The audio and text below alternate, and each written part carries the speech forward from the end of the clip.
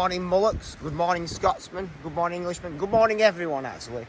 So today, this is an interesting little job. We've got a Monterey Cyprus, Cupressus macrocarpa, and I love messing about with like etymology.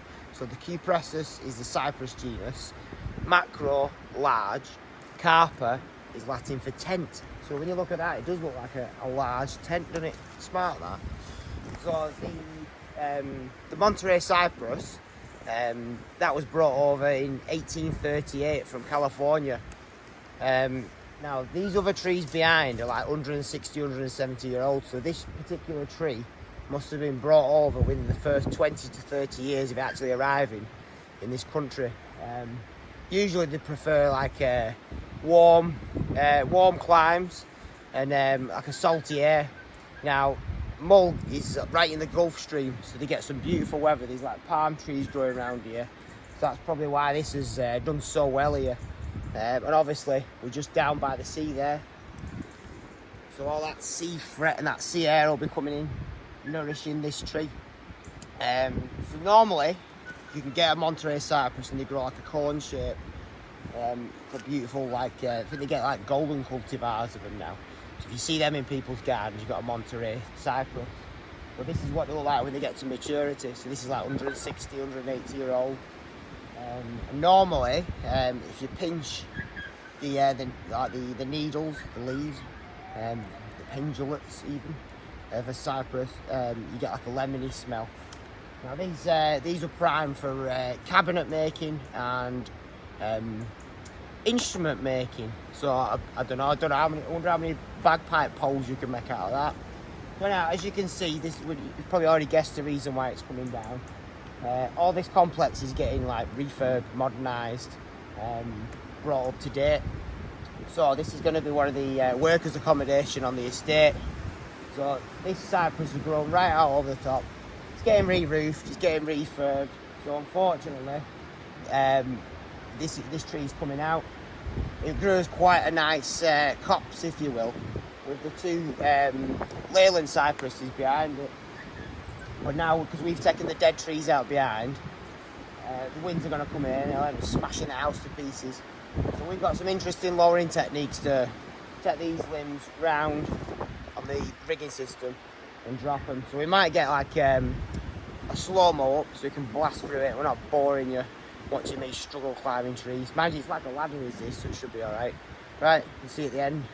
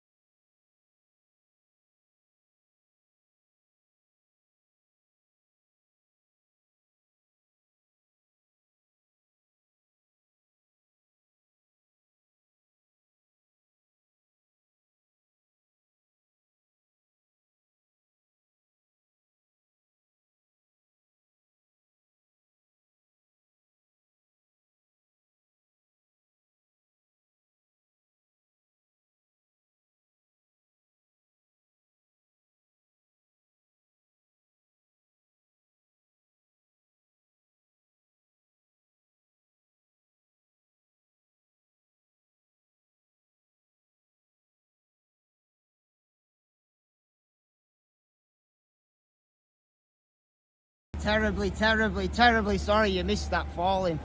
Not to worry, it's on the ground, it's safe. Nothing's clattered the roof, it's nice and sound. Builders can live in it, progress can keep moving. So it's quite a lump of timber, is that, isn't it? Like, what, 4 foot in the bottom. So I'll just talk you through the cut. So because the tree was leaning slightly, when I come through my back cut, I've got to leave a lot bigger hinge on this side to hold the weight of the timber that wants to go towards the prop end. So my bar don't go all the way across, so I put my gob in, and it's because we needed a nice control fell, you put a bigger gob in it, so it's on the hinge pretty much all the way till it gets to the bottom, and then it pops off. So then I put my plunge cut in, and I can leave a smaller hinge on the leaning side. So do a plunge cut, move it across, And this particular cut's called a step cut.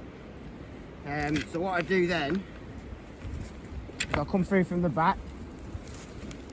I usually go in below that cut, the first cut. So I'll come in from the back and I'll leave a monster hinge on this side, because the very last thing we want you doing is snapping out and going the wrong way. So we've got a little bit of pulling power from the loader, hiked it over, and you can see how controlled the fall that was. So that's like a textbook falling, is that? Really happy. Right, we better get it zipped up before this light fades. Soggy day to finish for us. So when the job is done now, we've logged everything up into cordwood lengths, manageable. So when we're done, perhaps from the estate can come and split it all. All brash has been piled up. A tidy site. Looks completely different, doesn't it? So we'll have a little wander across, see what we can find.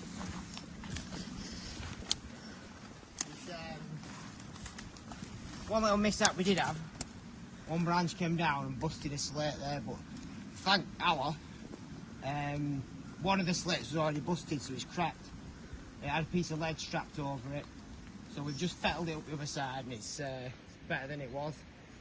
So there's a lot of timber to be going at here. The big log splitter. These big rounds, we've all logged them up. There's a beautiful smell of lemon in the air as well. So I think what they've done with the cypress, because it's called limonene, and it's given off by the trees, but anything with a smell of lemon deters midges and biting insects, mosquitoes and such like, so it's quite an handy spot to have it, but it smells beautiful around here. So, we cut the Monterey Cyprus stump down, and look at that. That is beautiful. I'd love to come up here with Alaskan mill and make some tabletops out of that, but alas, I can't. So all this is logged up, nice and tidy. The roof's sound. A state of utter carnage, but the job's done, everything's sound. So, right, we'll see you at next job.